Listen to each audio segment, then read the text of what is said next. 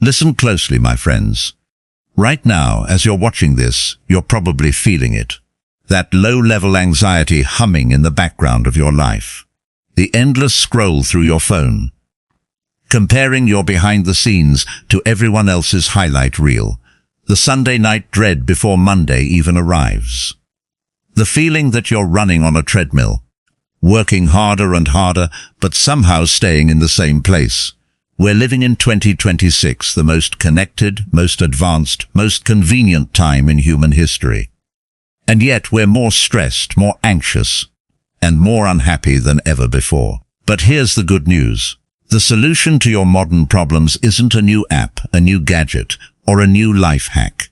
The solution is over 2,000 years old. The ancient Stoics, men like Marcus Aurelius, Seneca, and Epictetus, figured out the formula for human happiness long before smartphones, social media, or the 24-hour news cycle.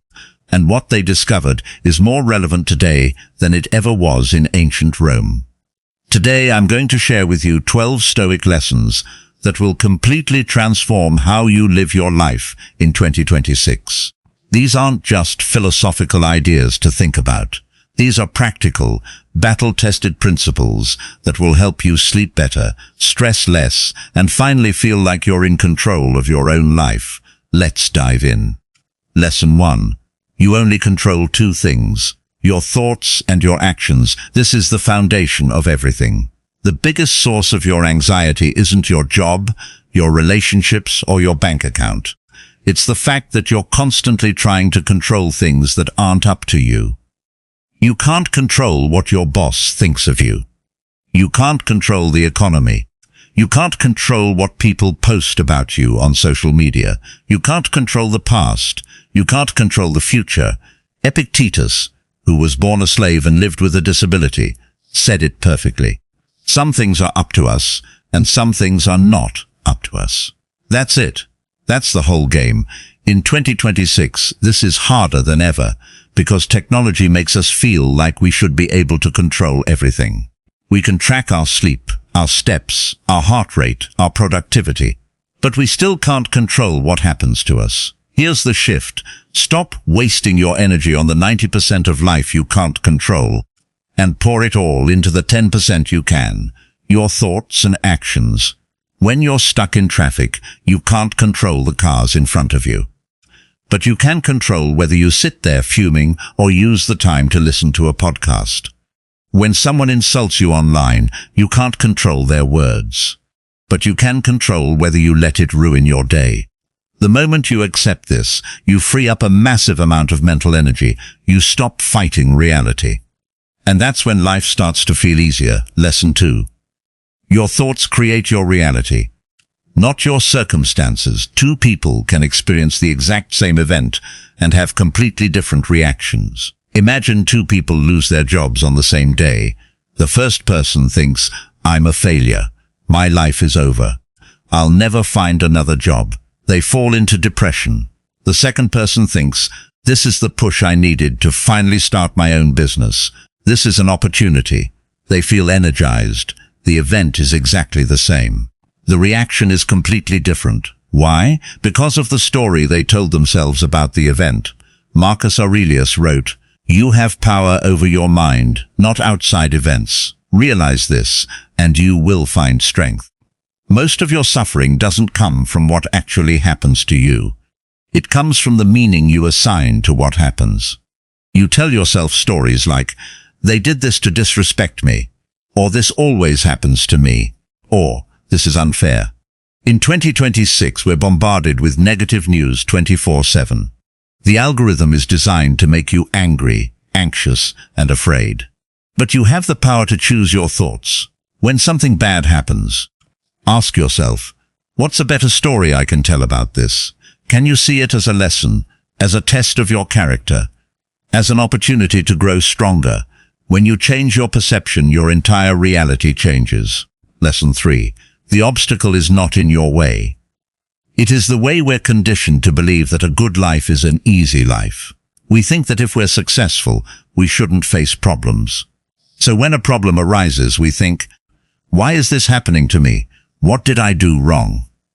The Stoics looked at obstacles completely differently. They didn't see roadblocks, they saw fuel. Marcus Aurelius wrote, "The impediment to action advances action. What stands in the way becomes the way." Think about a fire. A small fire can be blown out by a strong wind, but a massive, roaring fire uses the wind to burn even hotter and brighter. The wind doesn't stop the fire. It feeds it. You need to be the fire. In 2026, you're going to face challenges. Technology is changing faster than ever. Jobs are being automated. The economy is unpredictable. But every single obstacle is an opportunity. When you face a difficult person, that's an opportunity to practice patience. When you face a financial struggle, that's an opportunity to practice creativity and resourcefulness. When you face failure, that's an opportunity to practice humility and learn a new skill. Stop wishing for fewer problems. Start wishing for more strength to handle the problems you have. When you start using your obstacles as stepping stones, nothing can stop you. Lesson 4. Everything you're chasing is temporary. Anxiety lives in the future. Regret lives in the past. Peace lives in the present. Most of us spend our entire lives mentally time traveling. We worry about things that haven't happened yet, and we replay mistakes that happened years ago. We hold on to our successes, terrified of losing them. We hold on to our grudges, refusing to let them go. The Stoics practiced a concept called impermanence. They reminded themselves every single day that everything they loved, everything they hated, and everything they were was temporary. Marcus Aurelius wrote, "Everything is only for a day, both that which remembers and that which is remembered." This might sound depressing, but it's actually the most freeing truth of all. If you're going through a terrible time right now, remember, this too shall pass. It will not last forever. But also, if you're having a great time, remember, this too shall pass. So be present. Enjoy it right now. In 2026, we're obsessed with permanence. We want the perfect relationship, the perfect job, the perfect body, and we want it to last forever. But nothing lasts forever. When you stop holding on so tightly to things, you stop living in fear of losing them. You learn to appreciate the present moment for what it is. And when you're fully present, life finally feels like it's falling into place. Lesson 5. Don't just accept your fate. Love it. This is perhaps the most radical Stoic lesson. It's called amor fati, which translates to love of fate. Most people just tolerate their lives. They put up with their jobs. They put up with their circumstances. They put up with the rain. They say, "I guess this is just how it has to be." The Stoics said, that's not enough. You shouldn't just bear your burdens. You should love them. You should embrace everything that happens to you, the good and the bad, because it's all necessary for the person you're becoming. Epictetus said, "Don't seek for everything to happen as you wish it would, but rather wish for everything to happen as it actually will happen, and your life will be serene." Imagine you're playing a video game, and the game suddenly throws a massive, difficult boss at you. You don't get angry at the game. You don't wish the boss wasn't there. You get excited. You say, "Finally, a real challenge." Treat your life the same way. In 2026, things are going to go wrong. Plans will fail. People will disappoint you. Technology will glitch. When something unexpected happens, don't say, "Why me?" Say, "Bring it on, I can use this." When you love your fate, you stop being a victim of your circumstances and become the master of your destiny. Lesson 6. Stop seeking approval from people who don't matter. Look at how much energy we waste trying to impress people. We buy things we don't need to impress people we don't like. We change our opinions to fit in with the crowd. We say yes when we want to say no, because we're afraid of being disliked. In 2026, this is worse than ever because of social media. We're performing our lives for an audience instead of actually living them. We post the perfect photo, the perfect caption, the perfect life, and we're exhausted. Seneca pointed out the absurdity of this. If you want to improve, be content to be thought foolish and stupid. Think about that. If you're truly trying to grow, to learn, to become a better person, you're going to look foolish to people who are stuck in their old ways. And that's perfectly fine.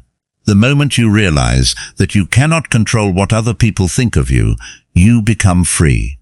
You stop performing. You stop wearing a mask. You start making decisions based on what's right, not what's popular. And here's the beautiful paradox. When you stop desperately seeking people's approval, people actually start respecting you more.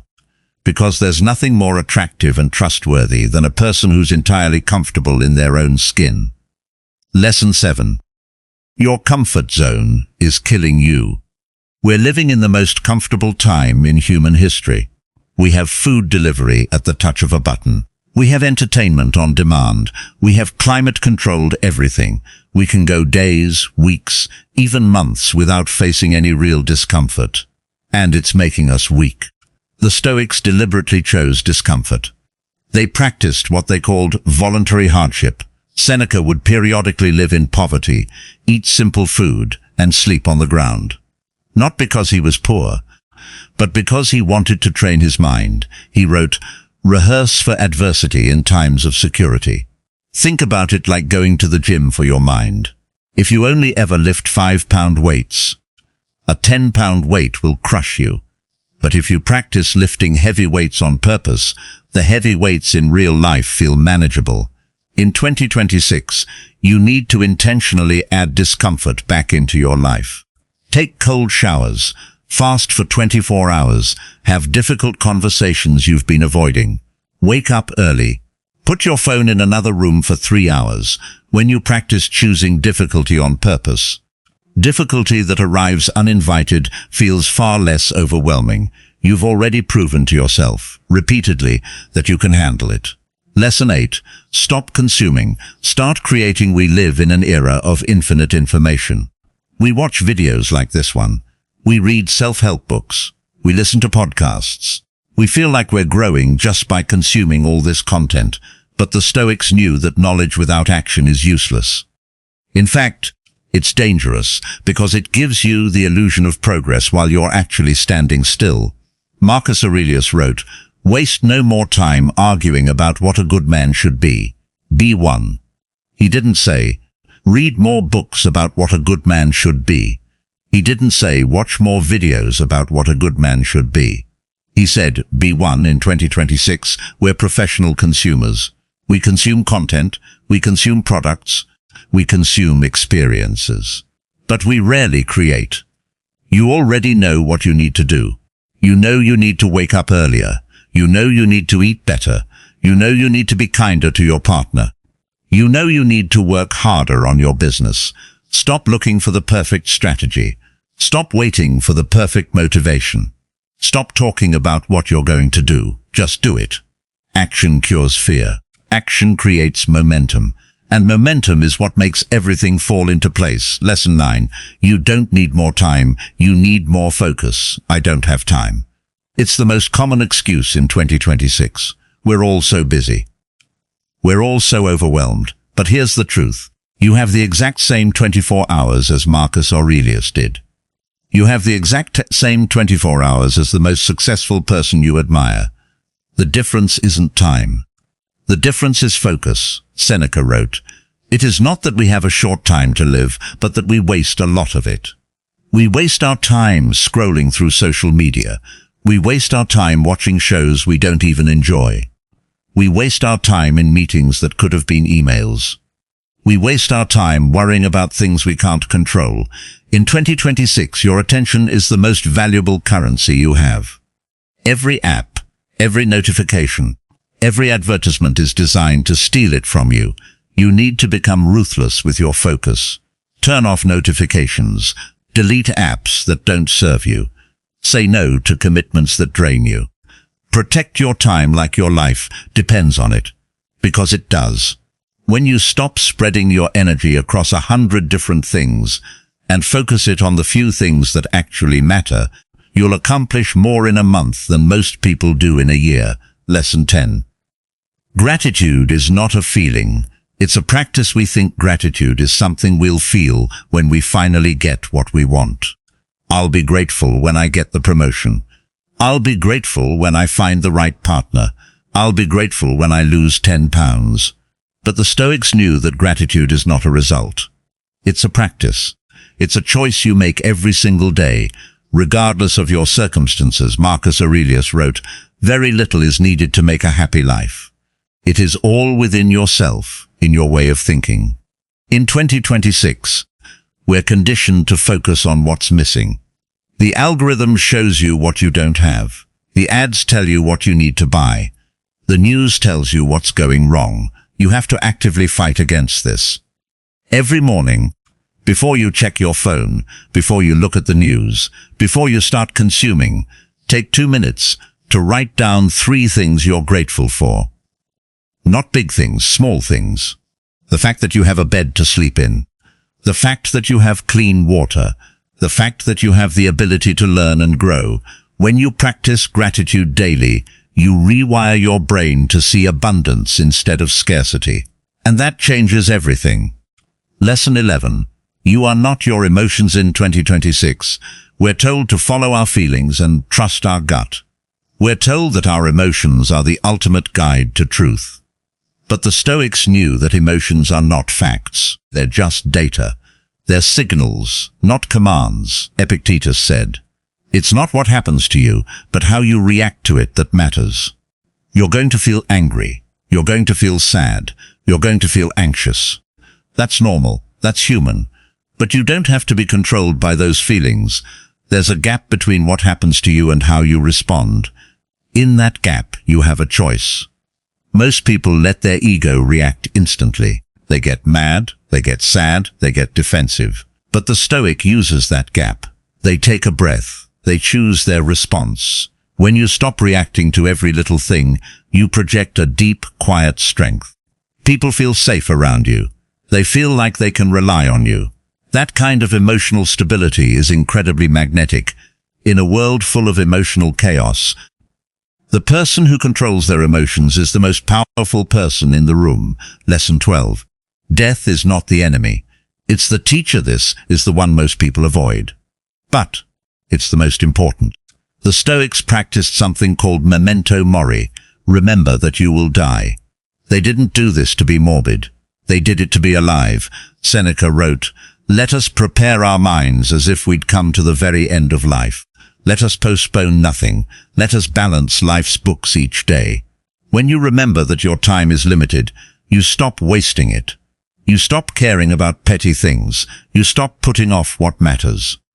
You start living with urgency and purpose. In 2026, we're terrified of death. We avoid talking about it.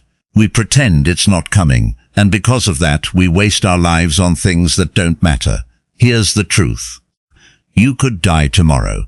You could die in an hour. That's not meant to scare you. It's meant to wake you up. What would you do differently if you knew you only had 1 year left? 1 month? 1 week? Do that now. Say what needs to be said now. Become who you want to be now. Don't wait. If this video gave you a new perspective, do me a favor. Share it with someone who's struggling. Someone who feels like they're fighting an uphill battle. Let them know that there's a better way to live. And if you want to continue building an unbreakable mind, make sure you subscribe to the channel. We're building a community of people who are choosing wisdom over chaos every single week. Until next time, keep your mind strong and let your actions speak.